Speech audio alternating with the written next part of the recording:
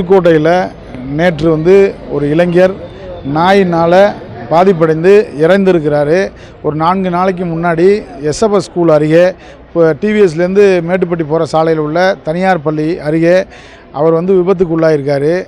4 நாள் சிகிச்சை பலனின்றி இறந்து போயிட்டார். அவர் குடும்பத்தில் அவர் ஒருத்தர் தான் அந்த குடும்பத்தோட வாழ்வாதாரமாக இருந்தார். அவர் இறந்தது அந்த குடும்பத்துக்கு இனிமேல் ஒரு வாழ்வாதாரம் இல்லாத சூழல் உருவாகிருக்கு. அதே மாதிரி தெருநாய்களுக்கு உணவளிப்பதை யாரும் தடுக்கலை. அதை தவறுன்னு யாரும் சொல்லலை. உணவளிக்கிற இடமும் அவங்க அந்த சமூக ஆர்வலர்கள் தேர்வு செய்கிற இடம் தான் தப்பு. சாலை ஓரத்தில் வச்சு உணவளிக்கிறதுனால நிறைய விபத்துகள் ஒரு நாளைக்கு நகர்ப்பகுதியில் சராசரியாக 1 மணி நேரத்துக்கு ஒரு முறை இந்த நாயினால் விபத்து நடந்துக்கிட்டு இருக்குது. மாவட்ட நிர்வாகம் மாநகராட்சி நிர்வாகம் உடனடியாக நடவடிக்கை எடுத்து இந்த நாய்களிடமிருந்து பொதுமக்களின் உயிரை காக்க வேண்டும். அந்த